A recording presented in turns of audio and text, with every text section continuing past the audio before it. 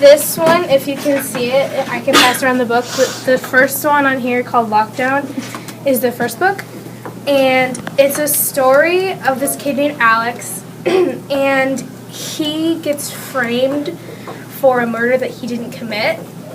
And a few years ago, there was something called the Summer of Slaughter, I think. And these kids got all this like gangs and all this killing went on. So they made this prison called the Furnace, and it's like this penitentiary for bad children that like committed crimes and stuff.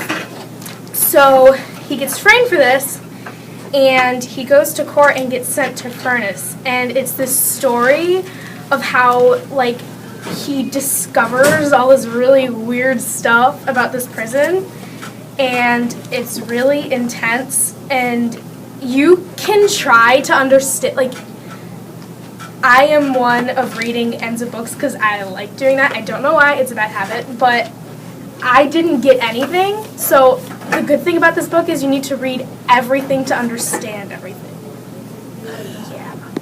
Yeah. There's this kid that, what grade is he in? I think it's like Fifth grade, I don't know. So he runs like a little business with his friend, and it's basically helping out people with like sort of like trading. So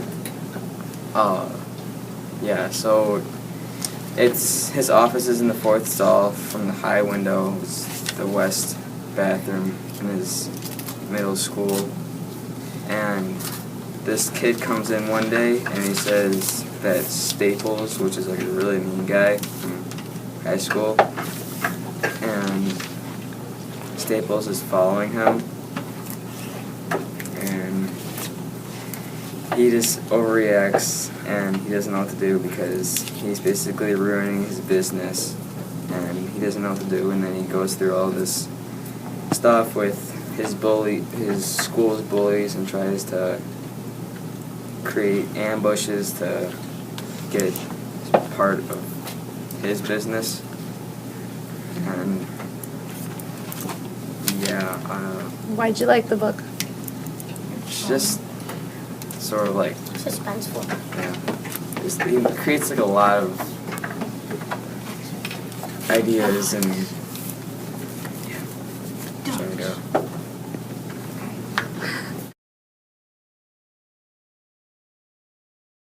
The book is Brain on Fire by Susanna Cahalan.